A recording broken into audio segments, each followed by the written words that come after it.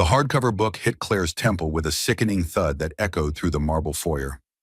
Claire Hamilton collapsed to the cold floor, her 7-month pregnant belly making the fall awkward and terrifying. Blood trickled from the gash above her left ear as her vision blurred. The heavy biography of Steve Jobs lay beside her, its corners stained red. "Claire, oh God, what have I done?" Richard Hamilton's voice cracked as he dropped to his knees beside his wife. His hands shook as he reached for his phone. "I need to call 911. Just minutes earlier, Claire had been standing at Richard's mahogany desk in their Beverly Hills mansion, holding bank statements that made her stomach churn. The numbers didn't lie. $200,000 had vanished from their joint account over the past 3 months. Money they had saved for the baby's nursery, for college, for their future. "Richard, we need to talk," she had said when he walked into his home office, still wearing his $1,000 suit from another successful day running his tech company. "Can it wait? I have calls to make," Richard replied without looking up from his phone. "No, it cannot wait." Claire's voice carried an edge he rarely heard. She placed the statements on his desk. "Where did this money go?" Richard's jaw tightened as he scanned the papers. "That's business. Claire, you wouldn't understand. I understand that you withdrew $50,000 last Tuesday and another $75,000 the week before that. This is our baby's money. Richard, don't you dare tell me how to manage our finances." Richard's voice dropped to a dangerous whisper. "Everything we have exists because of my work, my company, my decisions." Claire's hands instinctively moved to her belly. "Our decisions, Richard. We're supposed to be partners." "Partners," Richard laughed bitterly. "You contribute what exactly your little nonprofit job that barely pays for your coffee habit?" The words stung, but Claire pressed forward. She had spent years walking on eggshells around Richard's temper, but their unborn daughter deserved better. "I found out where the money went. Richard, apartment 2307 at the Meridian Towers, your ex-girlfriend Jessica's apartment." Richard's face went white, then red. "You had no right to. I had every right. This is my family's future. You're gambling away on your mistress." "She's not my mistress," Richard said through gritted teeth. "It's complicated." "Complicated?" Claire's voice rose. "You're paying for another woman's luxury apartment while I'm pregnant with your child." "Lower your voice," Richard warned, moving closer. "The neighbors. I don't care about the neighbors. I care about our baby having a college fund instead of funding your affair." "It's not an affair," Richard exploded. "Jessica needed help after her divorce. It's temporary." "Temporary? The lease agreement I found in your office says otherwise." 2 years, Richard. You committed 2 years of our money to her?" Richard's hands clenched into fists. "How dare you go through my private papers? Private, we're married. There should be no private bank accounts, no secret apartments, no lies." "You're making a scene over nothing," Richard said, but his voice lacked conviction. "Nothing, Richard. This is $200,000. Do you understand what that means to our family?" "Our family will be fine. My company just landed the Peterson contract. We'll make it back." "That's not the point." Claire stepped closer to the desk. "The point is you made this decision without me. You prioritized another woman over your pregnant wife and unborn child." "Don't be so dramatic. Claire, you're being hormonal." The dismissal hit Claire like a slap. "Hormonal, Richard. I'm trying to save our marriage. If you can't see that paying for your ex-girlfriend's apartment is wrong." "I'm done with this conversation," Richard said, moving toward the door. "No, you're not." Claire blocked his path. "I'm calling my mother. Dr. Morris needs to know what kind of man her daughter married."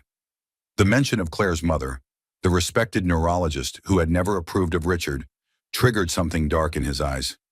"You will not call your mother." "Watch me," Claire said, reaching for her phone. That's when Richard snapped. He grabbed the Steve Jobs biography from his desk and hurled it with all his strength. The book struck Claire's temple with devastating force. Now, as Claire lay bleeding on the marble floor, Richard's mind raced between genuine panic and calculated damage control. He dialed 911 with trembling fingers. 911, what's your emergency? My wife fell and hit her head. She's pregnant and bleeding. We need an ambulance immediately. Sir, is your wife conscious? Richard looked down at Claire, who was moaning softly, her eyes unfocused. "She's in and out of consciousness. We're dispatching paramedics to your location. What's the address?" As Richard provided their Beverly Hills address, he knelt beside Claire again. "It's going to be okay, baby. Help is coming." Claire's lips moved, but the words were barely audible. "You threw the book." "Shh, don't try to talk. You fell and hit your head on the coffee table. That's what happened." "Claire, you fell."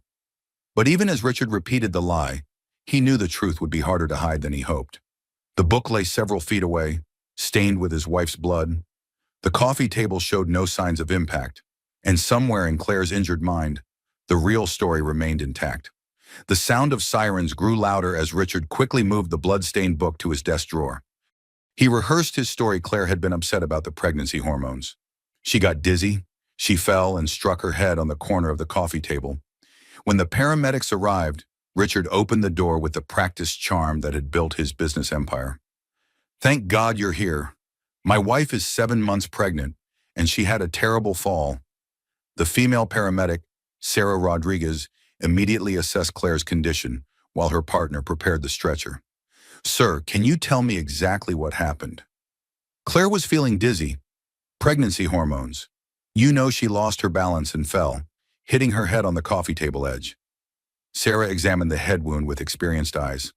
Something about the injury pattern didn't match a fall onto furniture. "Mrs. Hamilton, can you hear me?" Claire's eyes fluttered open. "My head hurts." "You're going to be okay. We're taking you to the hospital. Is this your husband?" Claire's gaze found Richard's face. For a moment, clarity returned to her eyes. She whispered something that made Sarah lean closer. "He threw the book at my head." Sarah's expression hardened, but she kept her voice professional. "Sir, we need to transport your wife immediately. You can follow us to Cedars-Sinai." As they loaded Claire onto the stretcher, Richard maintained his concerned husband facade, but inside, panic was setting in. Claire remembered. The paramedic had heard her whispered words. The carefully constructed lie was already beginning to crumble. The ambulance pulled away with Claire inside, and Richard hurried to his Range Rover. As he followed the flashing lights toward the hospital, he called his lawyer's emergency line. "Mitchell, it's Richard Hamilton. I need you to meet me at Cedars-Sinai immediately. We have a situation." The lawyer's voice was alert despite the late hour. "What kind of situation?" "The kind that could destroy everything I've built." As Richard drove through the streets of Beverly Hills, he didn't notice the security camera mounted on his neighbor's fence. The camera that had captured everything through the office window. The camera that would soon provide evidence of what really happened when a millionaire's rage exploded into violence against his pregnant wife. The ambulance raced through the streets of Beverly Hills while paramedic Sarah Rodriguez monitored Claire's vital signs. Claire drifted in and out of consciousness, her blood pressure concerning given her advanced pregnancy. "Mrs. Hamilton, stay with me," Sarah said, checking Claire's pupils for signs of concussion. "Can you tell me your name?" "Claire Hamilton," she whispered, her hand moving protectively to her belly. "Is my baby okay?" "We're going to take excellent care of both of you. Can you remember what happened tonight?" Claire's eyes filled with confusion and pain. "Richard, he was angry about the money. Jessica's apartment. He threw..." Her words trailed off as another wave of dizziness hit. Sarah exchanged a meaningful look with her partner, Marcus Chen, who was driving. They had responded to enough domestic violence calls to recognize the signs. "Mrs. Hamilton, did someone hurt you tonight?" Sarah asked gently. Before Claire could answer, her body tensed. "Something's wrong. The baby. I can't feel the baby moving." Sarah immediately checked the fetal monitor they had attached. The baby's heartbeat was present but irregular. "Marcus, call ahead to Cedars. Tell them we have a pregnant female with head trauma and possible fetal distress." At Cedars-Sinai Medical Center, Dr. Eugene Carter was finishing his evening rounds in the emergency department when the call came in. As an experienced emergency physician, he had seen his share of domestic violence cases disguised as accidents. Pregnant female, approximately 29 years old, head trauma from reported fall. The nurse briefed him as they prepared Trauma Bay 3. When the ambulance arrived, Dr. Carter immediately took charge. "Talk to me, Sarah. Claire Hamilton, 7 months pregnant, significant head trauma. Patient reports dizziness prior to alleged fall. Husband claims she fell and hit her head on coffee table. However, patient whispered to me that her husband threw a book at her head." Dr. Carter's expression grew serious as he examined Claire's injury. The impact pattern was inconsistent with a fall onto furniture. The wound showed the distinctive mark of a projectile impact. "Mrs. Hamilton, I'm Dr. Carter. We're going to take excellent care of you and your baby. Can you tell me what happened?" Claire's eyes were clearer now under the bright hospital lights. "Richard, my husband, he threw a book at my head, a heavy book. I confronted him about giving money to his ex-girlfriend. I understand. We're going to run some tests to make sure you and the baby are okay. First, I need to call someone." Dr. Carter stepped away and made a call to Dr. Vivian Morris, whom he knew from medical conferences. As fellow physicians, they had mutual respect, and he knew Dr. Morris was a neurologist. "Vivian, it's Eugene Carter at Cedars. I have your daughter Claire in my emergency department." There was a sharp intake of breath. "Claire, what happened?" "She has a significant head injury. She's 7 months pregnant. Her husband claims she fell, but the injury pattern suggests she was struck by an object. She's told 2 of my staff that her husband threw a book at her head.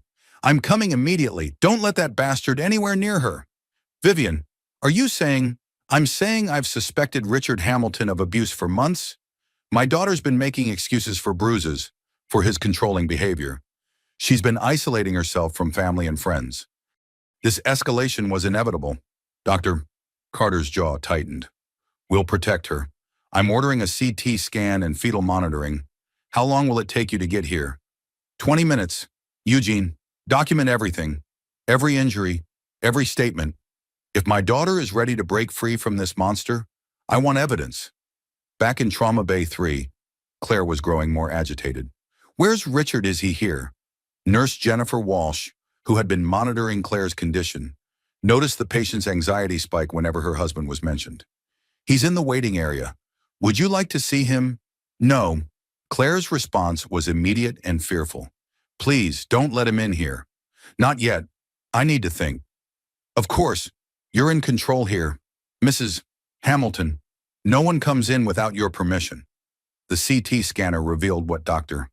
Carter feared. Claire had significant brain swelling, and the fetal monitoring showed the baby was in distress from the mother's trauma. "Mrs. Hamilton, the scan shows some swelling in your brain. It's serious but treatable.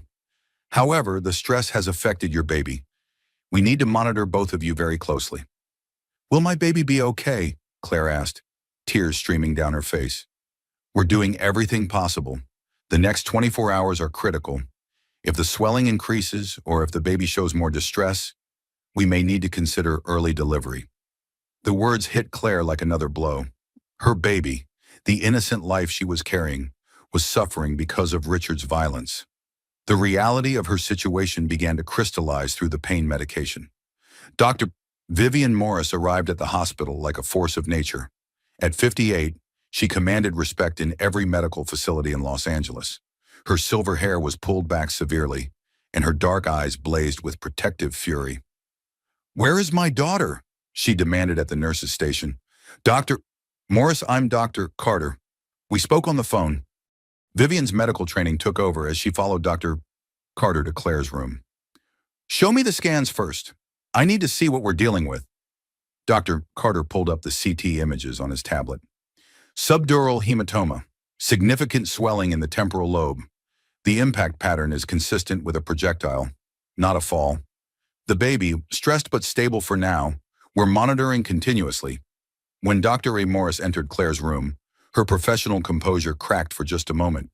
Her daughter looked so vulnerable in the hospital bed, connected to monitors, a bandage covering the gash on her temple.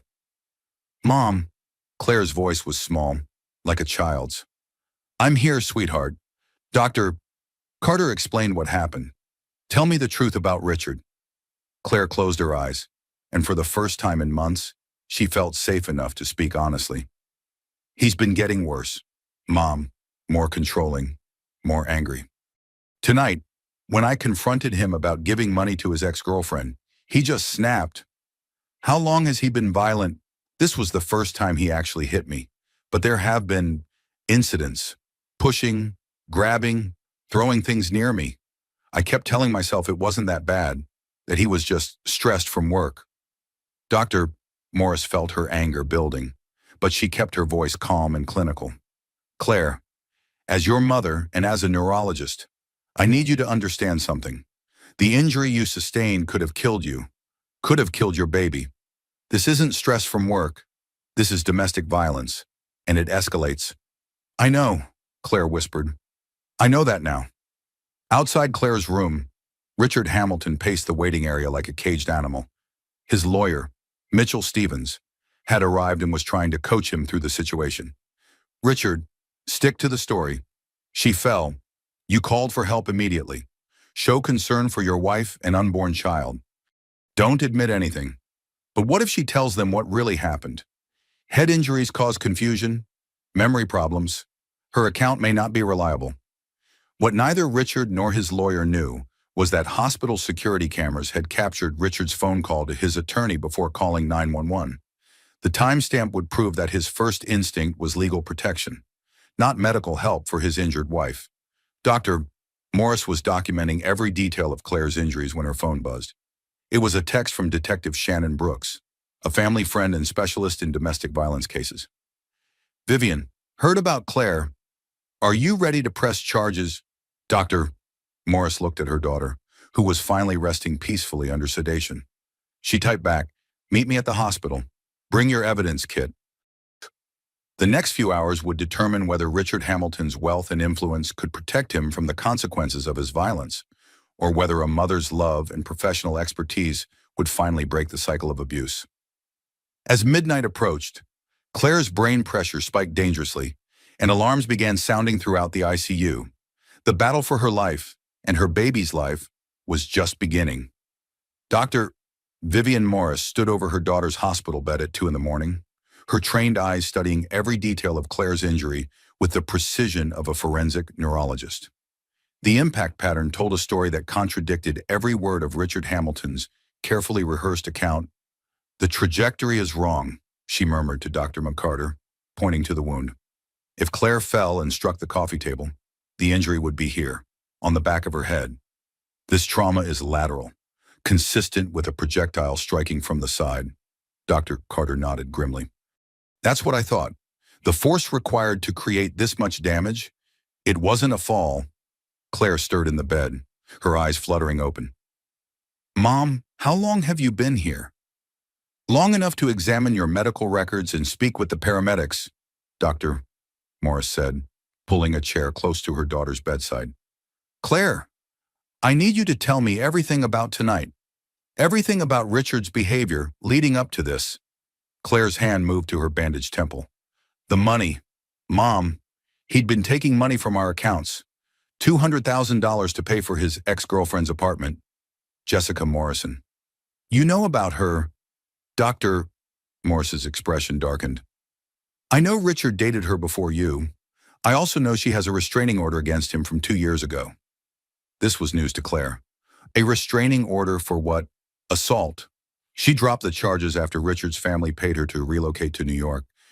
Now it appears he's brought her back to Los Angeles. The pieces began falling into place for Claire. That's where the money went. He's been supporting her for months. What exactly happened when you confronted him? Claire closed her eyes, remembering. I found the bank statements. When I asked him about the withdrawals, he got defensive, said I wouldn't understand business decisions. But I kept pushing because this was our baby's future he was giving away. Then what? He admitted he was paying for Jessica's apartment, called it temporary help after her divorce. But I found the lease agreement. Mom, 2 years. He committed 2 years of our money to her. Dr. Morris clenched her jaw. And that's when he became violent. When I threatened to call you, he said I was being hormonal, dramatic. When I reached for my phone to call you anyway, he grabbed that heavy Steve Jobs book from his desk and threw it at my head. Claire, this isn't the first incident, is it?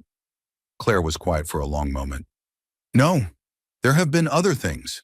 He's pushed me, Grabbed my arms hard enough to leave bruises. He's thrown things at the wall near my head. I kept telling myself it wasn't that bad because he never actually hit me before. Why didn't you tell me? Because I knew you'd react exactly like this, Claire said weakly. You never liked Richard. I thought if I told you about his temper, you'd try to convince me to leave him. I would have, and I would have been right. Dr. Morris's phone buzzed with a text from Detective Shannon Brooks. Outside Claire's room. Ready when you are. Claire, Detective Brooks is here. She specializes in domestic violence cases. Are you ready to tell her what Richard did? Fear flickered in Claire's eyes. What if he finds out I talked to the police? He's not going to hurt you again. I promise you that. Detective Shannon Brooks entered the room with the quiet confidence of someone who had investigated hundreds of domestic violence cases. At 42, she had seen every excuse, every lie, every manipulation tactic that abusive men employed. Claire, I'm Detective Brooks. I'm here to help you and your baby stay safe. My mom says you specialize in cases like this. I do, and I want you to know that what happened to you tonight is a felony. Assault on a pregnant woman carries serious penalties in California. Claire looked between her mother and the detective. What happens if I press charges?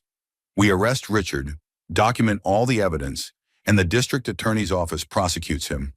Given your injuries and your pregnancy, he'll likely face several years in prison. And if I don't press charges, Detective Brooks' expression was grave. Domestic violence escalates. Claire, the next incident could kill you or your baby. Statistics show that 75% of domestic violence murders happen when the victim tries to leave or after they've left. I'm scared, Claire admitted. Dr. Morris took her daughter's hand. I'm going to ask you something as your mother and as a medical professional. Do you want your daughter to grow up thinking it's normal for men to hurt women? The question hung in the air like a challenge. Claire placed both hands on her belly, feeling the baby move for the first time since the assault. No, I want her to be strong, to know she deserves better. Then let's make sure she never sees her father hurt her mother again. Detective Brooks opened her case file. Claire, I need you to walk me through tonight's events step by step. Start with when you first discovered the missing money. As Claire recounted the evening's events, Detective Brooks documented everything. The financial deception, the escalating argument, Richard's specific threats, and the moment he threw the book. You said he threatened to shut you up permanently if you embarrassed him. Did he specify how? No, but the way he said it, I believed him. Detective Brooks made a note. Have there been other threats of violence? He said things like, I better watch my attitude, or I wouldn't like what happened next. He's told me that no one would believe me if I complained about him because he's successful and respected. Classic abuser tactics, Detective Brooks said. Claire, I need to examine your medical records and speak with the paramedics who brought you in. Is that okay? Yes. As Detective Brooks reviewed the evidence, her phone rang. The caller ID showed Cedars-Sinai Security. Detective Brooks, this is Marcus Webb, head of hospital security. We've reviewed our footage from tonight. Richard Hamilton made several phone calls in our parking lot before coming inside. One was to his attorney. The timestamp shows he called his lawyer before he called 911. Can you send me that footage? Already done. We've also noticed his behavior in the waiting room. He's been coaching his story with his attorney, rehearsing answers to potential questions. Detective Brooks looked at Dr. Morris with satisfaction. That's consciousness of guilt. It proves he knew he committed a crime. Meanwhile, in the hospital corridor, Richard was growing increasingly agitated. His lawyer had been updating him on potential legal exposure, and the news wasn't good. If Claire testifies, and if her mother backs up the medical evidence, you're looking at serious felony charges, Mitchell Stevens warned. How serious?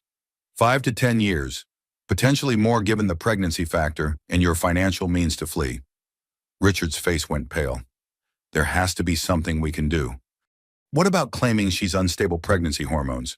Depression? Something? Richard, there's security footage of you disposing of something in the hospital dumpster. If that's the book you threw at her, it's physical evidence. Richard's hands shook. He had indeed disposed of the blood-stained biography, thinking hospital dumpsters wouldn't be monitored. He was wrong. Back in Claire's room, Detective Brooks was preparing to make an arrest.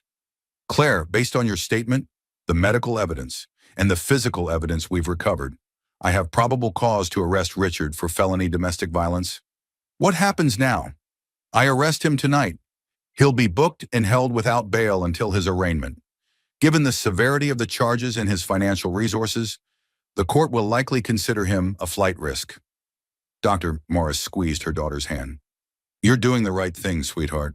I know, but I'm terrified of what comes next. What comes next is that you and your baby are safe, Detective Brooks said. And Richard Hamilton learns that wealth and power don't put anyone above the law. As Detective Brooks left to make the arrest, neither she nor Dr. Morris noticed the hospital security guard approaching Claire's room. The guard who had been paid $5,000 cash by Richard's attorney to overhear and report back on any conversations with police. The battle for Claire's safety was just beginning, and Richard Hamilton was about to deploy every resource at his disposal to avoid the consequences of his violence. Detective Shannon Brooks found Richard Hamilton in the hospital waiting room at 3:15 in the morning, still consulting with his attorney in hushed, urgent tones. His expensive suit was wrinkled, his hair disheveled, and his eyes showed the strain of maintaining his fabricated story. Mr. Hamilton, I'm Detective Brooks with the Los Angeles Police Department. I need to speak with you about your wife's injuries. Richard stood, automatically extending his hand for a businessman's handshake. Of course, Detective, I'm happy to help however I can. This has been a terrible accident. Detective Brooks ignored his outstretched hand.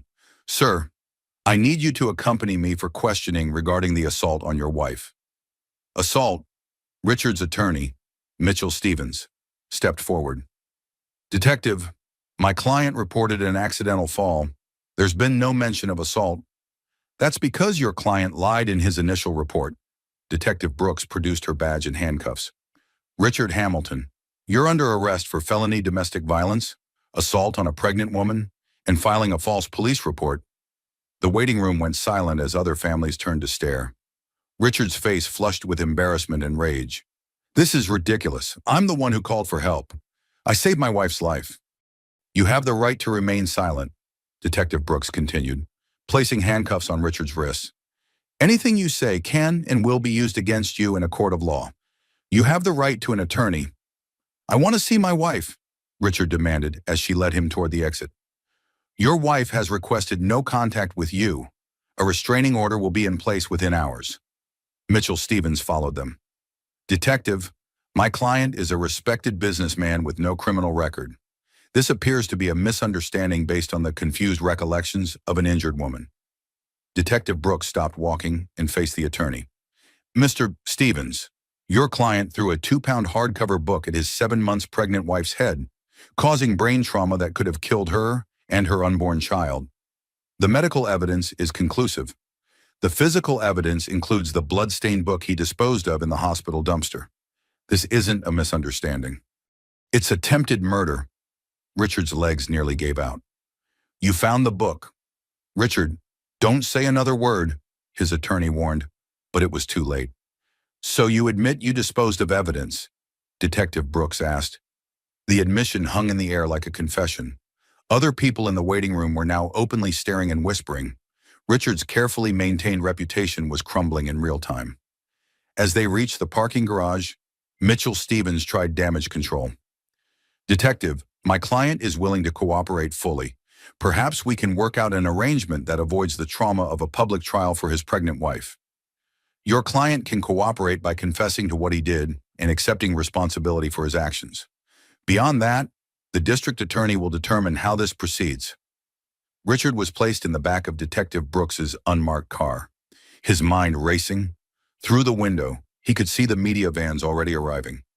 Somehow, word had leaked about his arrest, and photographers were setting up outside the hospital's main entrance. How did the press find out? He asked. Detective Brooks glanced in the rearview mirror. Domestic violence against pregnant women makes headlines, especially when the perpetrator is a millionaire tech executive. During the drive to the police station, Richard's phone rang continuously. His business partners, board members, and investors were already learning about his arrest through social media and news alerts. His company's stock price would plummet when the markets opened. At the police station, Detective Brooks led Richard through the booking process.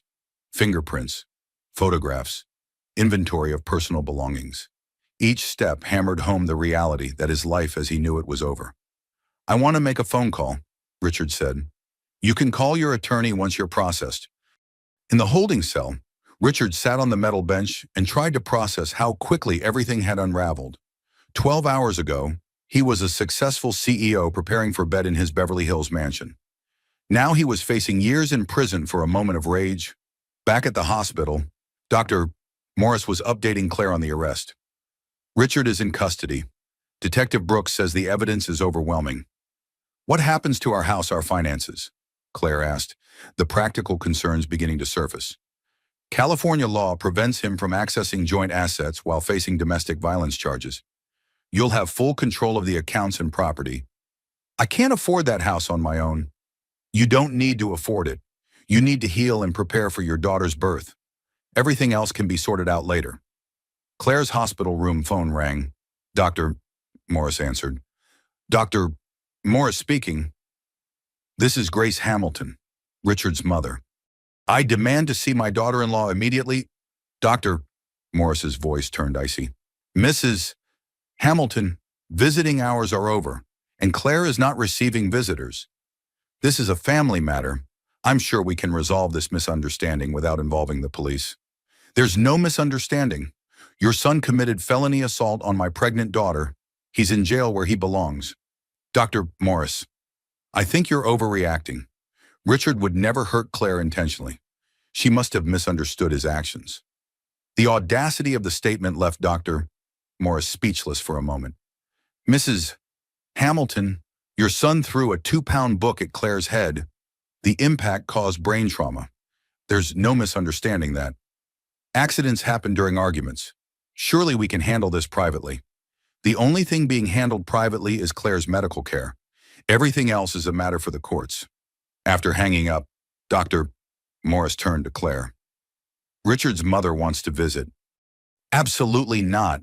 Grace has always blamed me for Richard's problems. She'll try to convince me this was my fault." "No one's getting near you without your permission. I promise." Detective Brooks returned to the hospital at dawn with an update. "Richard's been denied bail. The judge considered him a flight risk given his financial resources and the severity of the charges." "How long will he stay in jail?" Claire asked. "Until trial, most likely. His attorney is already talking about plea bargains, but the district attorney wants to send a message about domestic violence." "What kind of message?" "That money and status don't buy immunity from consequences. Richard Hamilton is going to face the full weight of the law." As the sun rose over Los Angeles, Claire realized she was free for the first time in years. Free from Richard's control, his threats, his manipulation. The price had been nearly her life and her daughter's safety. But she had survived. The legal battle ahead would be fierce. Richard's family had unlimited resources and political connections. But Claire had something more powerful: the truth, documented medical evidence, and a mother who would move heaven and earth to protect her. The war for justice was just beginning. Grace Hamilton arrived at Cedars-Sinai Medical Center at 8 in the morning, dressed in her finest Chanel suit and armed with the righteous indignation of a woman who believed her son could do no wrong. At 62, she had spent 4 decades cleaning up Richard's messes, making excuses for his behavior, and writing checks to make problems disappear. "I'm here to see Claire Hamilton," she announced to the nurse's station with the authority of someone accustomed to getting her way. "I'm sorry, Mrs. Hamilton is not receiving visitors," the nurse replied politely. "I'm family. I'm her mother-in-law. She specifically requested no visits from family members other than her mother and brother." Grace's perfectly applied makeup couldn't hide her shock. "This is absurd. I demand to speak with someone in charge." Dr. Morris appeared in the hallway, having heard the commotion from Claire's room. "Mrs. Hamilton, I believe I made our position clear during our phone conversation." "Dr. Morris, surely we can discuss this situation rationally. Richard made a mistake, but involving the police was unnecessary." "A mistake?" Dr. Morris's voice rose slightly. "Your son threw a book at my pregnant daughter's head. She has brain trauma. Our grandchild could have died." Grace waved dismissively.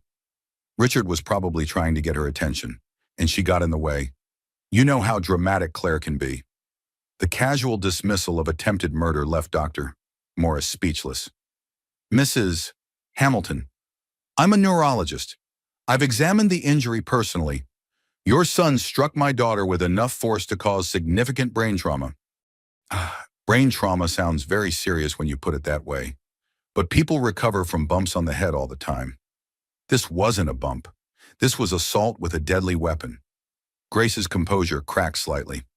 Richard is a successful businessman, not a violent criminal. This whole situation has been blown completely out of proportion.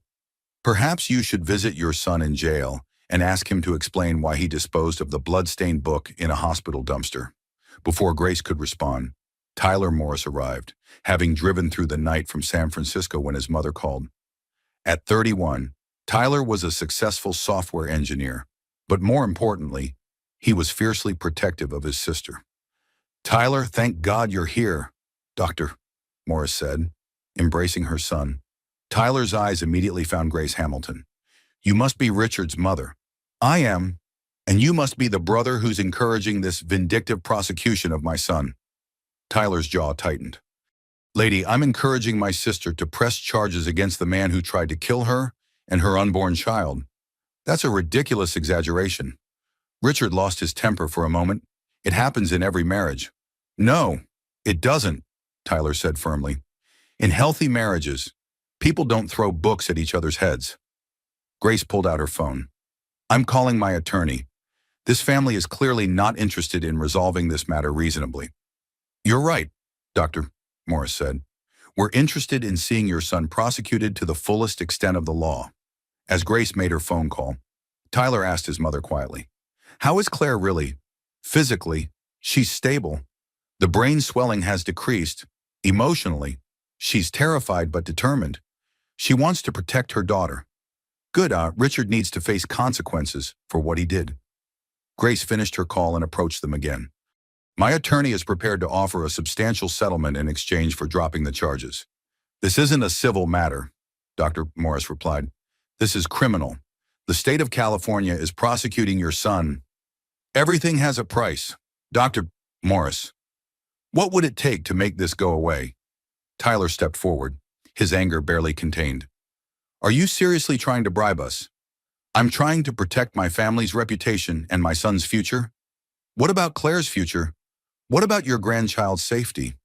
Grace's mask slipped completely. Claire knew what she was getting into when she married Richard. He's always had a temper. If she couldn't handle that, she shouldn't have provoked him. The victim blaming was too much for Tyler. Get out. Get out of this hospital before I call security. You can't ban me from visiting my daughter-in-law. Watch me, Dr. Morris said, signaling to the security guard. Mrs. Hamilton is not welcome in this hospital. Please escort her from the premises. As Grace was led away, she called back. This isn't over. My family has resources you can't imagine. Richard will be home within a week. Inside Claire's room, the confrontation in the hallway had been audible. Claire looked pale and shaken when her mother and brother entered. I heard everything, Claire said weakly. She blames me, doesn't she? Tyler sat beside his sister's bed. Grace Hamilton is in denial about who her son really is. That's not your problem. But Tyler, she's right about one thing. Richard's family does have resources. They have political connections, expensive lawyers, influence. And we have the truth, Dr. Morris said firmly. We have medical evidence, witness testimony, and physical evidence. Money can't change facts. You don't know the Hamiltons like I do, Claire said. They've been covering up Richard's problems his entire life. In prep school, he assaulted a girlfriend. Grace paid the family to transfer their daughter to another school and keep quiet. This was news to both Dr. Morris and Tyler. How do you know that? Tyler asked. Richard told me himself. He was bragging about how his mother always protected him. He said no matter what happened, Grace would fix it. Dr. Morris pulled out her phone. I'm calling Detective Brooks. She needs to know about this pattern of behavior. While Dr. Morris made the call, Tyler held his sister's hand. Claire, I need to ask you something difficult. Why didn't you leave Richard before this happened? Claire was quiet for a long moment. because leaving felt more dangerous than staying. Richard always said if I ever left him, he'd make sure I lost everything. The house, the money, access to our child. He said his lawyers would prove I was an unfit mother. Those were threats designed to control you. I know that now. But when you're living it, when someone is isolating you from friends and family, making you doubt your own judgment, you start to believe their version of reality. Tyler squeezed her hand. Well, you're not alone anymore. Mom and I are here, and we're not going anywhere. Dr. Morris returned with news from Detective Brooks. The detective is very interested in the prep school incident. She's going to contact the victim and see if she's willing to testify. What if she's not? Then we proceed with the evidence we have. But if there's a pattern of violence, it strengthens the case significantly. Claire's phone buzzed with a text message. Her face went white as she read it. What is it? Tyler asked. It's from Grace. She says Richard's attorney is filing for emergency custody of the baby.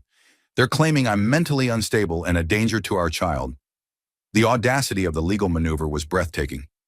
Richard was in jail for assaulting his pregnant wife, yet his family was trying to claim she was the dangerous parent. Dr.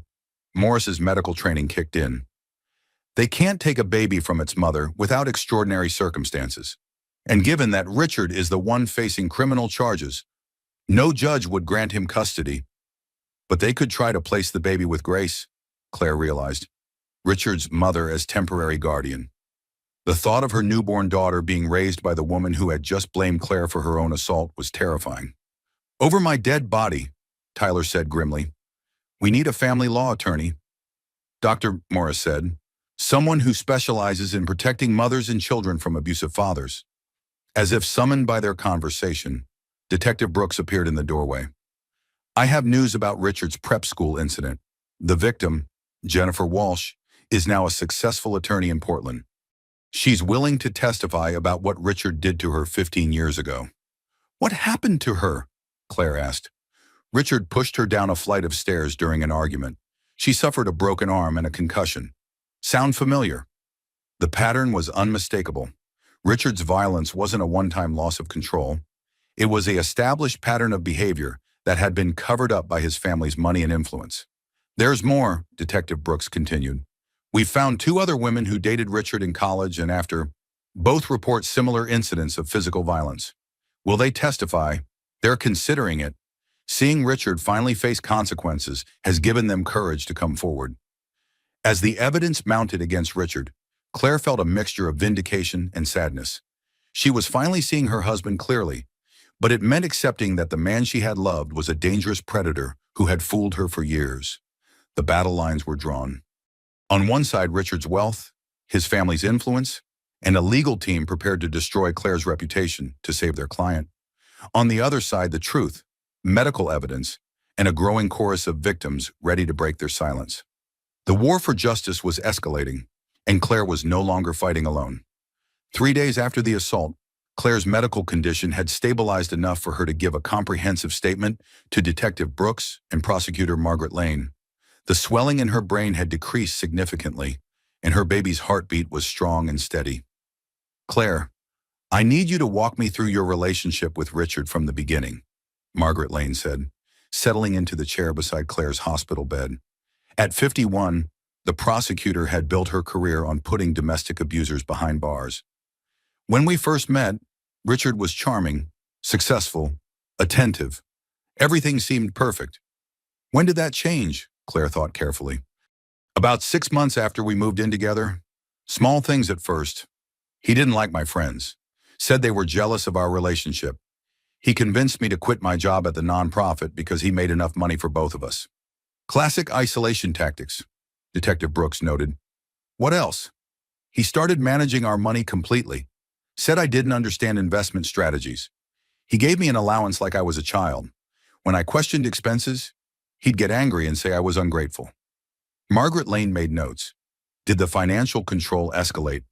He monitored my credit cards, questioned every purchase. If I bought something without asking, he'd return it and lecture me about fiscal responsibility. But he spent whatever he wanted on himself. When did physical intimidation begin? Claire's hand moved unconsciously to her belly. About a year ago. He started standing too close when he was angry, backing me against walls. He'd grab my wrist when I tried to walk away from arguments. Did you tell anyone? I was too embarrassed. Richard convinced me that his behavior was normal, that I was too sensitive. He said all successful men needed to be assertive to maintain respect in their relationships. Dr. Morris spoke up from her position by the window. Claire, show them your wrists. Claire reluctantly extended her arms. Faded bruises were visible around both wrists, finger-shaped marks that told their own story.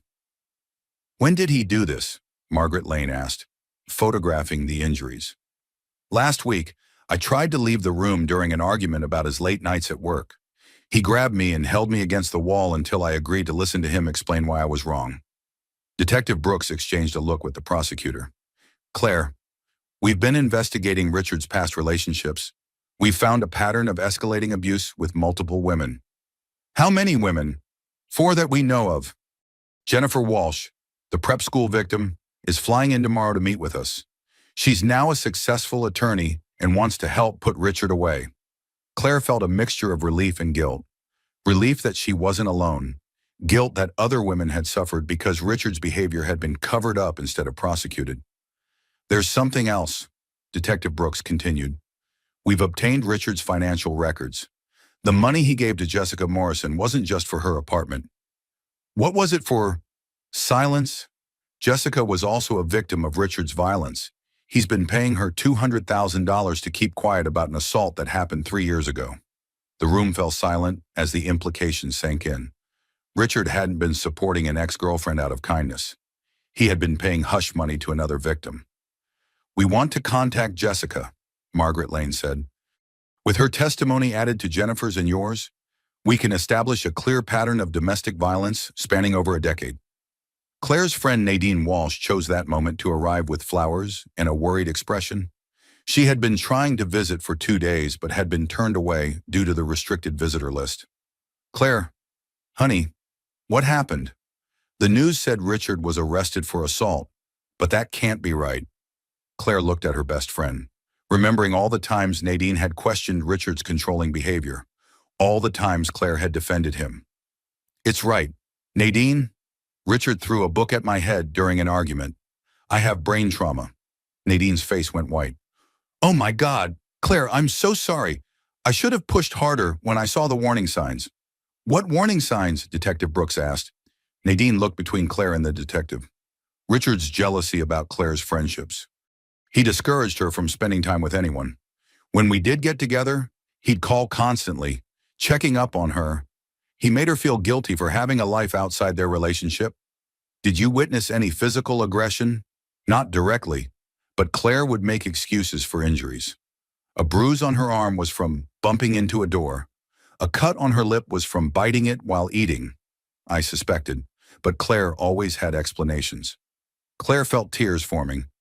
I was protecting him. Wasn't I making excuses, covering up his behavior? You were surviving, Margaret Lane said gently. Victims often protect their abusers as a survival mechanism. Dr. Morris pulled up security footage on her tablet. We've obtained surveillance from your home security system. Richard didn't know the backup files were stored in the cloud. The footage showed multiple incidents over the past year. Richard shoving Claire against a wall, throwing objects near her head, grabbing her roughly during arguments. In each case, Claire could be seen trying to de-escalate, apologizing, backing down. This establishes the pattern of escalating violence leading up to the book incident, Detective Brooks explained. It shows this wasn't a one-time loss of control. Margaret Lane reviewed her notes. Claire, we have enough evidence to convict Richard without your testimony, but if you're willing to testify, it would ensure he receives the maximum sentence. What's the maximum? For assault on a pregnant woman with prior domestic violence incidents, we're looking at 8 to 12 years. The number stunned Claire. That long. Domestic violence is a serious crime that often escalates to murder. The court takes threats to pregnant women very seriously. Claire's phone buzzed with another text from Grace Hamilton. My attorney says you can still drop the charges. Richard has learned his lesson. Think about your daughter's future. Claire showed the message to Detective Brooks, who immediately made a note. That's witness intimidation. Grace Hamilton is now also facing criminal charges. She's still trying to get me to drop the case. Abusive families often pressure victims to protect the abuser. It's another form of control. Nadine sat on the edge of Claire's bed. What do you want to do? Claire looked around the room at the people supporting her. Her mother, her brother who had driven through the night, her best friend, and the law enforcement professionals working to protect her. I want to testify. I want Richard to face consequences for what he's done. But more than that, I want other women to see that wealth and charm don't excuse violence. It won't be easy, Margaret Lane warned. Richard's attorneys will try to destroy your credibility. They'll paint you as unstable, vindictive, a gold digger who trapped him with a pregnancy. Let them try, Claire said with growing strength. The evidence speaks for itself. Dr. Morris smiled proudly at her daughter. Claire, you're stronger than you know. I'm learning that. For years, Richard convinced me I was weak, that I needed him to survive. But surviving his violence, protecting my daughter, standing up for myself and other victims, that takes real strength. Detective Brooks gathered her files. We'll arrange security for you during the trial. Richard's family has resources, and they've already shown willingness to intimidate witnesses. What about after the trial? We'll help you get a permanent restraining order. Richard will be in prison for years, and when he's released, he'll be prohibited from contacting you or your daughter. As the legal team prepared to leave, Claire felt something she hadn't experienced in years: hope. Hope for a future free from fear, free from Richard's control, free from violence. The truth was finally emerging, and with it, the possibility of real justice. 1 week after the assault, prosecutor Margaret Lane sat in her downtown Los Angeles office, surrounded by evidence that painted a disturbing picture of Richard Hamilton's pattern of violence against women. The case had grown from a single incident of domestic violence into a comprehensive prosecution spanning multiple victims and 15 years of abuse. Jennifer Walsh arrived this morning, Detective Brooks reported. She's ready to testify about what Richard did to her in prep school. Margaret reviewed Jennifer's statement. Pushed down a flight of stairs during an argument about her wanting to break up. Broken arm, concussion, and the school covered it up after Grace Hamilton made a substantial donation to their capital campaign. Same pattern as Claire's assault? Loss of control when the woman tries to assert independence? What about Jessica Morrison? Detective Brooks flipped through her notes. Harder case. She's terrified of Richard and his family. 3 years ago, he shoved her into a glass coffee table during an argument. She needed 12 stitches. Grace Hamilton paid her medical bills and gave her money to relocate to New York. But she came back to Los Angeles because Richard convinced her he'd changed, started paying for her apartment 6 months ago. She thought it was guilt money, but it was actually hush money to keep her quiet about the assault. Margaret Lane leaned back in her chair. 4 victims spanning 15 years, each incident escalating in severity. This isn't a man with anger management issues. This is a predator. Millionaire. Richard's attorneys are already working on their defense strategy, Detective Brooks warned. They're hiring private investigators to dig up dirt on all the victims. Let them try. The medical evidence is conclusive, and we have multiple corroborating witnesses. At Cedars-Sinai, Claire was preparing for discharge. Her brain swelling had resolved, and her baby's condition was stable. But leaving the safety of the hospital meant facing the reality of her new life as a domestic violence survivor. Are you sure you don't want to stay with me? Dr. Morris asked as she helped Claire pack. Mom, I need to go home. I need to face what happened there and reclaim my space. Tyler finished loading Claire's belongings into a wheelchair. I've changed all the locks, installed new security cameras, and arranged for a security service. Richard can't get anywhere near the house. What about Grace? She has keys. Not anymore. I also got a restraining order against her for witness intimidation. Claire smiled weakly. Richard must be furious. Richard is in jail where he belongs. Doctor, Morris said firmly, his feelings are no longer your concern. The drive to Beverly Hills was surreal for Claire, passing through her exclusive neighborhood. She saw neighbors who had no idea their successful neighbor was a violent criminal. The perfectly manicured lawns and luxury cars seemed to belong to a different world now. Inside her house, Claire was surprised by how different everything felt. The marble foyer where she had bled was now just cold stone. Richard's office, once a shrine to his success, looked like the workspace of a stranger. "I've packed all of Richard's belongings," Tyler said. "They're in the garage. You don't have to see his things if you don't want to." Claire walked into Richard's office and sat behind his desk. For the first time in their relationship, she was in his chair, in his space, with access to his private world. "I want to go through his files," she said. "If Richard has hurt other women, there might be evidence here." Dr. Morris looked concerned. "Claire, the police have already searched the house. They were looking for evidence of the assault. I'm looking for evidence of other victims, other cover-ups." Claire opened Richard's desk drawers methodically. Most contained business documents, but one drawer was locked. Using tools Tyler had brought, they forced it open. Inside was a file labeled Personal Legal Matters. It contained settlement agreements, non-disclosure agreements, and checks made out to various women over the past decade. "This is it," Claire breathed. "This is proof that Richard's been paying women to keep quiet about his violence." The file contained 4 different settlement agreements. Jennifer Walsh's name was on one, Jessica Morrison's on another. 2 other women Claire had never heard of had also received payments in exchange for silence about personal disputes with Richard. "We need to call Detective Brooks immediately," Tyler said. While Tyler made the call, Claire continued searching. In Richard's computer, she found email exchanges with his attorney about managing potential public relations issues and neutralizing disgruntled former associates. The emails revealed a coordinated effort to silence Richard's victims through intimidation, financial pressure, and legal threats. Grace Hamilton was mentioned frequently as the source of funds for these cover-ups. Detective Brooks arrived within an hour, bringing Margaret Lane with her. "Claire, this evidence is explosive. It shows premeditation and conspiracy to obstruct justice." "What does this mean for the trial?" Claire asked. Margaret Lane examined the documents. "It means we can charge Richard and his mother with additional crimes.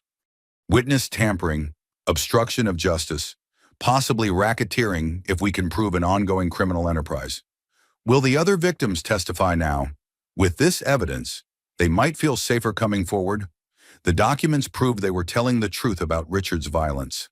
Claire's phone rang. The caller ID showed Richard's attorney. "Don't answer," Margaret Lane warned. The phone went to voicemail. After it stopped ringing, Claire played the message on speaker. "Mrs. Hamilton, this is Mitchell Stevens. I'm calling on behalf of your husband to discuss a resolution to this unfortunate situation. Mr. Hamilton is prepared to offer a substantial settlement in exchange for your cooperation in resolving these charges. Please call me at your earliest convenience." "Settlement offer," Detective Brooks noted. "Another attempt to buy silence?"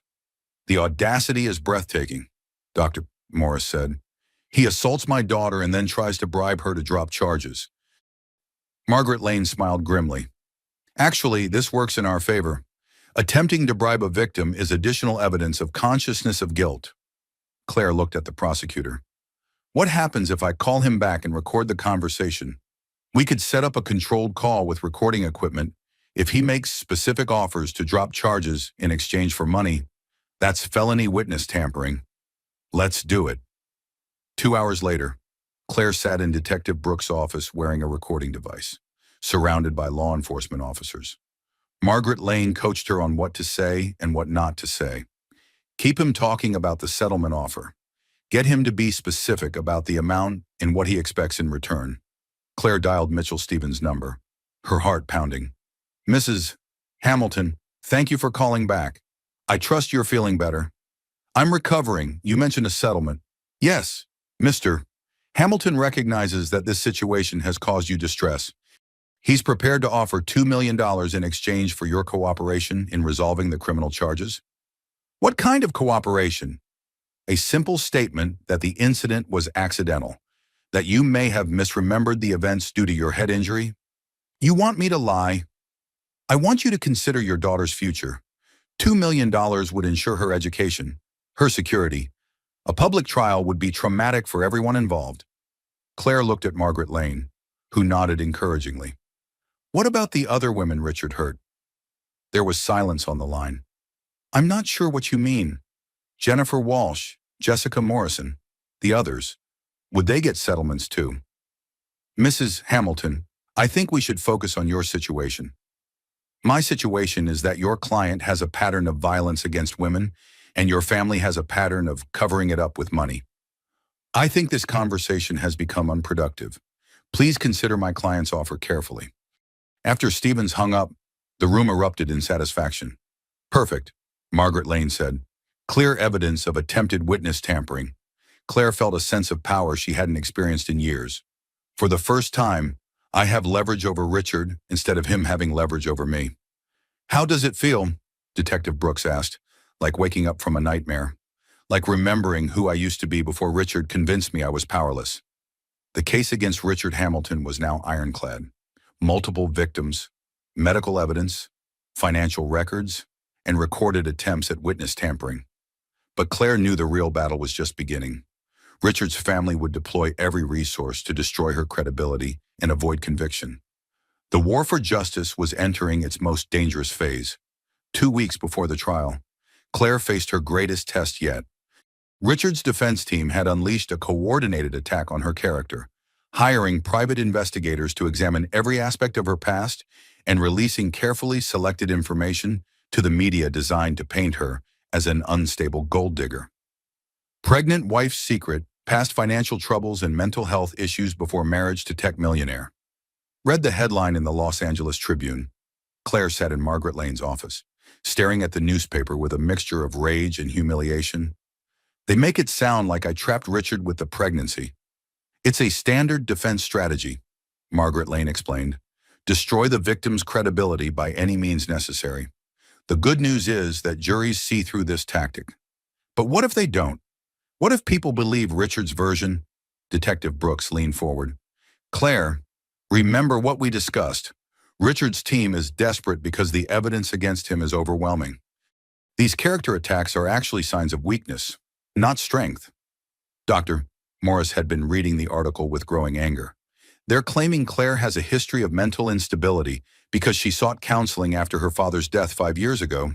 Grief counseling is evidence of mental health care, not mental illness. They're also making much of the fact that Claire had student loan debt when she married Richard, Margaret Lane noted, as if being a working-class woman who paid for her own education somehow makes her untrustworthy. Claire's phone buzzed constantly with calls from reporters, bloggers, and tabloid journalists wanting her side of the story. Tyler had taken over screening her calls, but the media attention was overwhelming. There's more, Detective Brooks said reluctantly. Richard's team has hired a PR firm.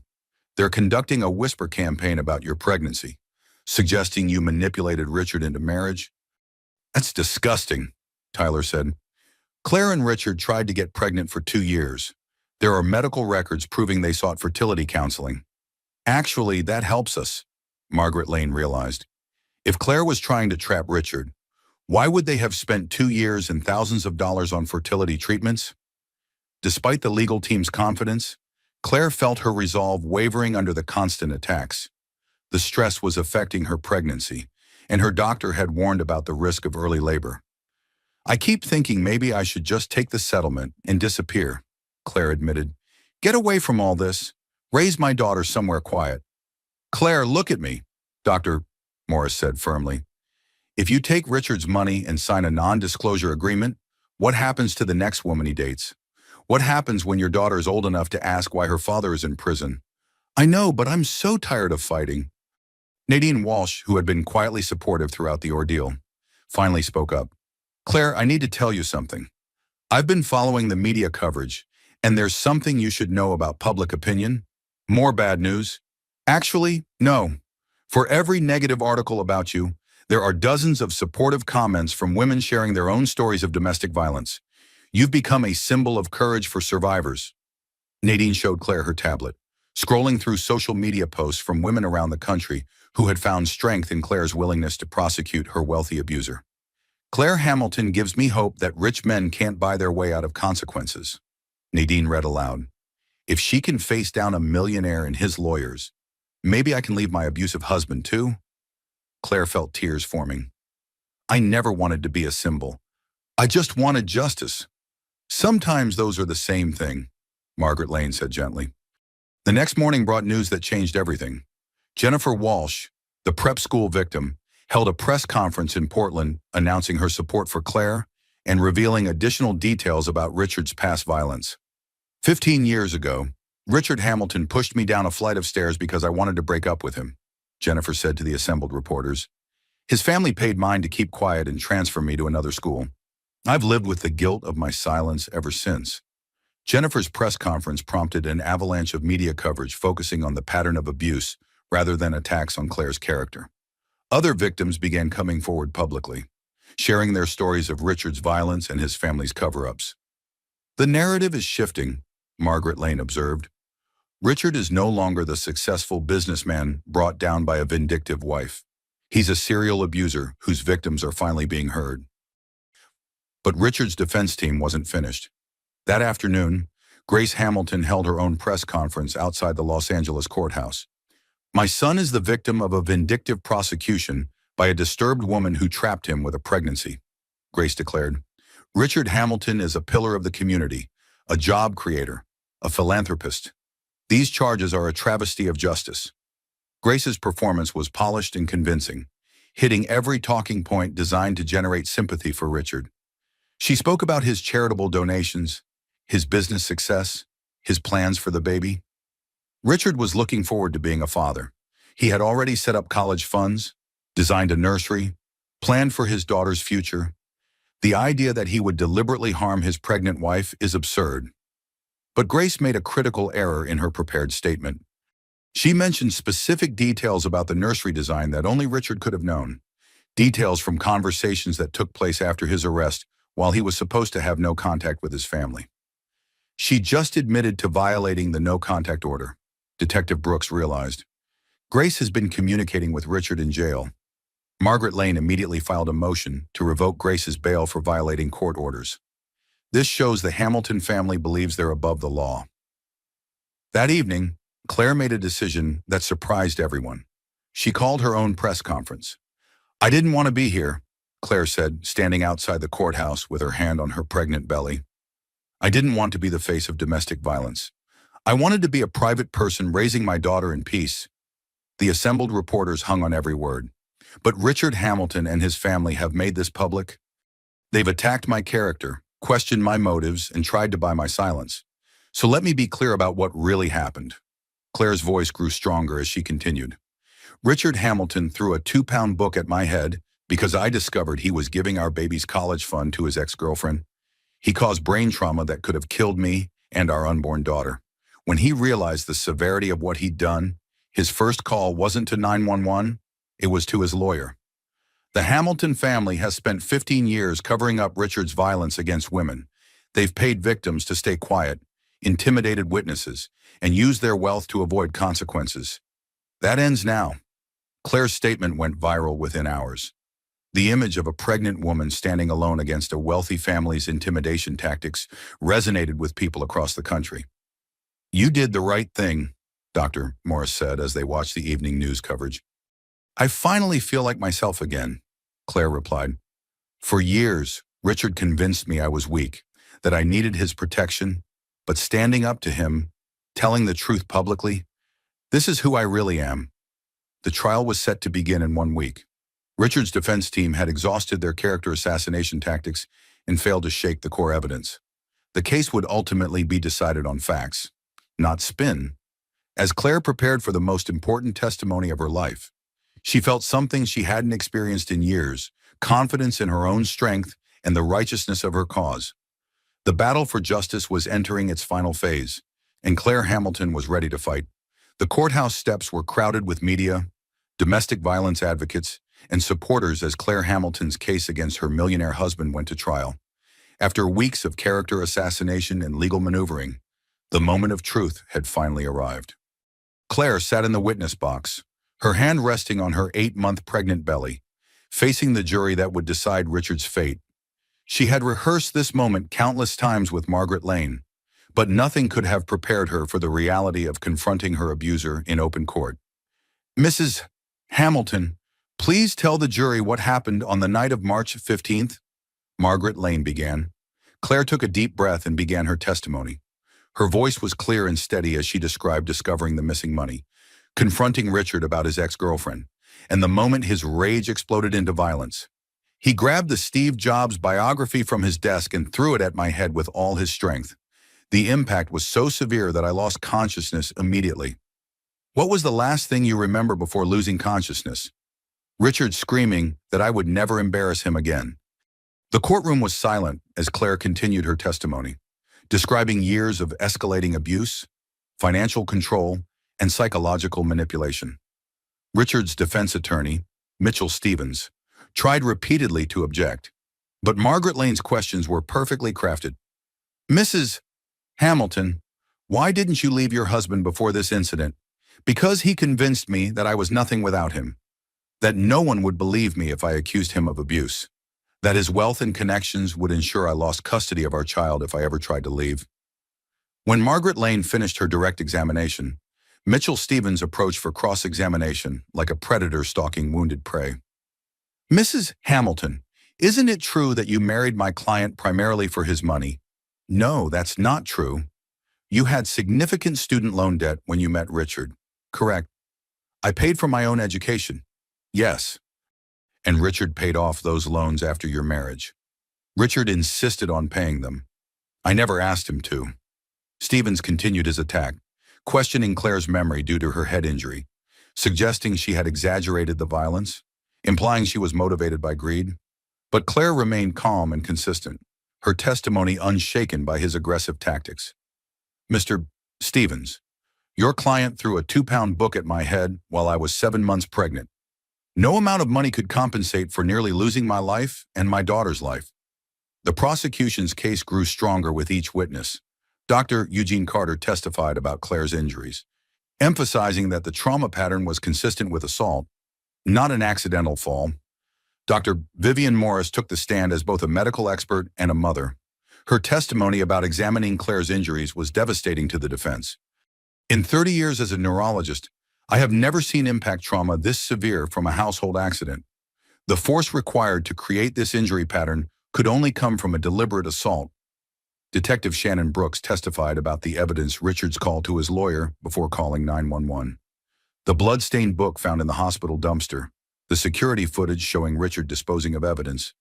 But the most powerful testimony came from Richard's previous victims. Jennifer Walsh flew in from Portland to describe the prep school incident, her voice strong despite the decades that had passed. Richard Hamilton pushed me down a flight of stairs because I wanted to break up with him. His family paid mine to keep quiet. I've regretted my silence ever since. Jessica Morrison, visibly nervous but determined, testified about the coffee table assault and the hush money Richard had paid her. He shoved me into a glass table during an argument. I needed 12 stitches. When I threatened to call police, Grace Hamilton offered me money to disappear. I took it because I was scared and young. I've regretted that decision every day since. 2 other women testified about similar incidents, establishing a clear pattern of escalating violence over 15 years. Richard's defense tried to portray him as a successful businessman who had simply lost his temper once.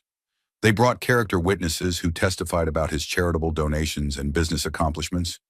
Richard Hamilton has created thousands of jobs and donated millions to charity, one witness claimed, but Margaret Lane's rebuttal was devastating. Ladies and gentlemen of the jury, charitable donations don't excuse attempted murder. Business success doesn't give anyone the right to assault pregnant women. When Richard finally took the stand in his own defense, his testimony was a disaster. Under Margaret Lane's cross-examination, his carefully rehearsed story fell apart. Mr. Hamilton, you called your attorney before calling 911 for your injured wife, correct? I was confused, not thinking clearly. Confused enough to call your lawyer, but not confused enough to get medical help for your pregnant wife. That's not how it happened. Margaret Lane presented the phone records showing the exact times of Richard's calls. So you were clear-headed enough to protect yourself legally, but too confused to help your bleeding, unconscious wife. Richard's arrogance began to show through his coached demeanor. You don't understand the pressure I was under. Claire was threatening to destroy my reputation over a simple business decision. Simple business decision, you were funding your ex-girlfriend's apartment with your family's money. That was a temporary arrangement, Richard said defensively. Temporary. You signed a 2-year lease commitment. You spent your unborn daughter's college fund on another woman? How is that temporary? Richard's composure cracked completely. Claire was being unreasonable. She was threatening to call her mother, to make a scene. I had to make her understand. Make her understand by throwing a book at her head. It wasn't supposed to hit her, I was just trying to get her attention. The courtroom erupted. Richard had just confessed to throwing the book deliberately. Mitchell Stevens looked like he wanted to disappear. So you admit you threw the book at your pregnant wife intentionally? Richard realized his mistake too late. That's not what I meant. Mr. Hamilton, you just testified under oath that you deliberately threw a book at your 7 months pregnant wife's head. Is that your testimony? I want to clarify, yes or no. Mr. Hamilton, did you intentionally throw a book at Claire's head? The silence stretched for 30 seconds before Richard finally answered. Yes, but I never meant to hurt her. Margaret Lane had gotten the confession she needed. The rest of Richard's testimony was merely damage control that couldn't undo his admission of intentional assault. During closing arguments, Margaret Lane summarized the overwhelming evidence. Ladies and gentlemen, this case is about power, control, and violence. Richard Hamilton believed his wealth put him above the law. He believed he could assault his pregnant wife and buy his way out of consequences. The evidence shows a 15-year pattern of violence against women, covered up by his family's money. 4 victims, 4 incidents, 4 cover-ups, until now. Claire Hamilton refused to be silenced. She refused to take the money and disappear. She chose to stand up for herself, for her unborn daughter, and for every woman who has been told that wealthy men's violence doesn't matter. Mitchell Stevens' closing argument focused on Richard's lack of criminal history and his contributions to society. My client made a terrible mistake in a moment of stress, but one mistake shouldn't destroy a man's entire life. The argument fell flat after Richard's own confession to intentional assault. The jury deliberated for only 2 hours. When they returned, the 4 women stood to deliver the verdict. On the charge of felony domestic violence, we find the defendant guilty. On the charge of assault on a pregnant woman, we find the defendant guilty. On the charge of witness tampering, we find the defendant guilty. On the charge of filing a false police report, we find the defendant guilty. Claire felt tears streaming down her face as each guilty verdict was read. In the gallery, Dr. Morris and Tyler embraced. Nadine squeezed Claire's shoulder supportively. Richard sat frozen as his world collapsed around him. Grace Hamilton sobbed in the front row, finally understanding that money couldn't buy her son's freedom. Judge Patricia Hernandez scheduled sentencing for the following week. Mr. Hamilton, you will remain in custody without bail. The court finds you pose a continuing danger to the community. Outside the courthouse, Claire faced a sea of reporters and supporters. Domestic violence advocates cheered as she emerged with her legal team. Today's verdict sends a clear message, Claire said into the microphones. Wealth and privilege don't excuse violence. No woman should have to endure what I endured. No child should grow up watching their father abuse their mother. Richard Hamilton will face consequences for his actions. But more importantly, other victims will see that justice is possible. Speaking the truth is possible. Holding abusers accountable is possible. A week later, Judge Hernandez sentenced Richard to 8 years in state prison, followed by 5 years of probation. Grace Hamilton received 2 years for witness tampering and obstruction of justice. Mr. Hamilton, you systematically abused women for 15 years. Judge Hernandez said, you used your wealth and family connections to silence your victims. You showed no remorse for nearly killing your pregnant wife. This sentence reflects the serious nature of your crimes and the need to protect the community from your violence. As Richard was led away in handcuffs, Claire felt a sense of closure she hadn't expected. The man who had controlled and terrorized her was finally facing consequences. It's over, Dr. Morris said as they left the courthouse. No, Mom, it's just beginning, Claire replied, her hand on her belly. Now I get to raise my daughter in a world where she knows her mother fought for justice, where she knows that speaking the truth matters more than staying quiet. The legal battle was won, but Claire's real victory was deeper. She had reclaimed her voice, her strength, and her future. Richard Hamilton's reign of terror was over, and Claire's new life was about to begin. 3 months after Richard's conviction, Claire gave birth to a healthy 7-pound daughter in the same hospital where she had nearly lost her life. Dr. Vivian Morris held her granddaughter for the first time, tears streaming down her face as she marveled at the tiny miracle who had survived so much trauma. "She's perfect," Dr. Morris whispered, carefully placing baby Emma Claire Hamilton into her mother's arms. "She's a fighter, just like her mom," Tyler said, beaming at his sister and niece. Claire looked down at her daughter's peaceful face and felt a surge of protective love unlike anything she had ever experienced.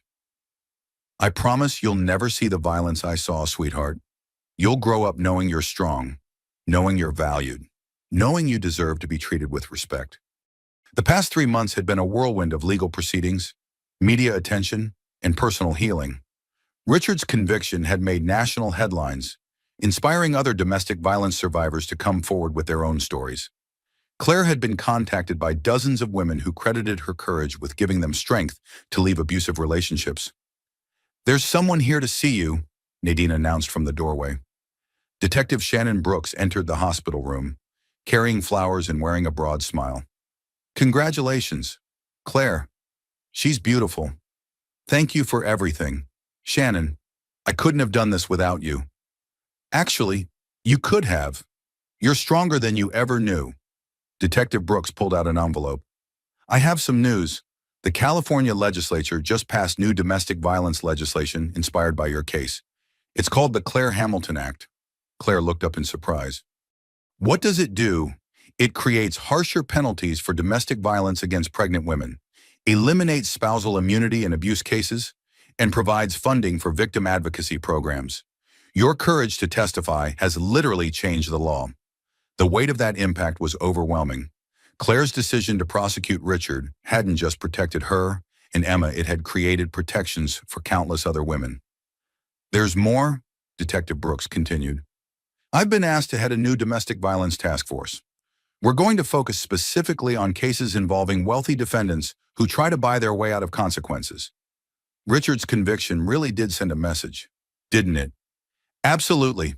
We've had 3 other high-profile domestic violence arrests in the past month. Victims are coming forward because they saw that justice is possible." Dr. Morris had been quietly listening to the conversation while holding her granddaughter. "Claire, I've been thinking about what comes next for you." "What do you mean?" "You've become a powerful voice for domestic violence survivors. Have you considered making that work official?" Claire had been wrestling with the same question. During the trial, she had discovered a passion for advocacy that she never knew existed. "I've thought about it, but I don't know where to start." "Start with speaking," Tyler suggested. "You've already gotten requests from women's organizations, law enforcement agencies, even medical schools." It was true. Claire had received dozens of invitations to speak about her experience, to help train police officers in recognizing domestic violence, to address groups of survivors. "I want to help other women, but I also want to be present for Emma's childhood." "Who says you can't do both?" Dr. Morris asked. "I'm retiring next month to help with Emma. You could speak part-time, right? Consult on legislation. Make your experience count." 2 weeks later, Claire stood at a podium in downtown Los Angeles, addressing a conference of domestic violence advocates. Emma slept peacefully in a carrier beside the stage while Claire shared her story with an audience of survivors, advocates, and law enforcement professionals. "Domestic violence doesn't discriminate based on income, education, or social status," Claire said. "Richard Hamilton was charming, successful, and respected in our community. That's exactly what made him so dangerous. Abusers often target strong, accomplished women because they enjoy the challenge of breaking them down. They isolate you from support systems, convince you that their version of reality is the only truth, and make you believe you're powerless to leave." Claire looked out at the audience, seeing nods of recognition from survivors who understood exactly what she was describing. "But here's what I learned: you are never as powerless as your abuser wants you to believe. The moment you speak the truth to a friend, a family member, law enforcement, you begin reclaiming your power." My mother, Dr. Vivian Morris, often says that the most dangerous moment for a domestic violence victim is when they decide to leave. That's when abusers escalate to lethal violence. But the most powerful moment is when you decide to fight back through the legal system. After her speech, Claire was approached by Maria Santos, a young woman whose husband had been arrested for domestic violence the previous month. "Mrs. Hamilton, thank you for speaking out. My husband's family has money, not as much as your husband's, but enough to hire expensive lawyers. They're trying to convince me to drop the charges." "What does your gut tell you? That if I drop the charges, he'll hurt me worse next time. Trust that instinct. Domestic violence escalates. The legal system isn't perfect, but it's the best protection we have." Maria's eyes filled with tears. "I'm scared of what happens if he goes to prison. How will I support my children? There are resources available, victim advocacy programs, financial assistance, job training. You're not alone in this fight." Claire exchanged contact information with Maria, adding her to a growing network of women she was mentoring through the legal process. On the drive home, Claire reflected on how much her life had changed. 6 months ago, she had been trapped in an abusive marriage, isolated from support, convinced she was powerless. Now she was using her experience to help other women find their strength. "Emma, your mom has become quite the activist," Tyler observed from the driver's seat. "I never thought of myself as an activist. I just wanted justice." Sometimes those are the same thing. At home in Beverly Hills, the house that was now legally hers after Richard's conviction, Claire walked through rooms that no longer held terror. She had redecorated completely, removing all traces of Richard's presence and creating a warm, safe environment for Emma. Dr. Morris was in the kitchen, preparing dinner and reviewing the day's news. "The Los Angeles Times wants to do a follow-up story on Richard's sentencing. Are you interested?" "What kind of story?" "About your advocacy work, the new legislation, the impact your case has had on other survivors." Claire considered it. 6 months ago, media attention had been terrifying. Now it felt like an opportunity to reach more women who needed to hear that escape was possible. "I'll do it, but only if they include information about victim resources. I want women reading the story to know where to get help." That evening, as Claire fed Emma her bottle, she thought about the future she was building for her daughter. Emma would grow up in a world where her mother's courage had literally changed laws. She would know that speaking truth to power was not only possible, but necessary. "Your daddy is in prison for what he did to us," Claire whispered to Emma. "But you'll never be defined by his violence. You'll be defined by how we rebuilt our lives afterward." Dr. Morris joined them in the nursery, settling into the rocking chair beside Claire. "Any word from Richard's appeals attorney?" "His conviction was upheld. No new trial, no reduced sentence. He'll serve the full 8 years. "Good. How do you feel about that?" Claire was quiet for a moment, considering the question. "I don't feel angry anymore. I feel free. For the first time in years, I'm not afraid of Richard. I'm not worried about his reaction to my choices. I'm just focused on building the best life possible for Emma and myself. And helping other women do the same. And helping other women do the same," Claire agreed. 6 months later, Claire published a memoir about her experience titled "Breaking the Silence: A Survivor's Guide to Prosecuting Domestic Violence." The book became a bestseller, with proceeds funding domestic violence shelters and legal advocacy programs. She testified before Congress about the need for federal domestic violence legislation, consulted with police departments on improving their response to abuse cases, and spoke at law schools about prosecuting wealthy defendants. Most importantly, she raised Emma in an environment of love, safety, and empowerment. Emma's first word was "Mama," spoken while Claire was preparing for a speaking engagement about survivor advocacy. Richard Hamilton served his full sentence and was released after 8 years to a world that no longer recognized his name or influence. His company had collapsed during his incarceration. His fortune had been depleted by legal fees and victim compensation, and his reputation was permanently destroyed. Claire had moved on to a life of purpose and meaning, using her experience to create change that would protect future generations of women.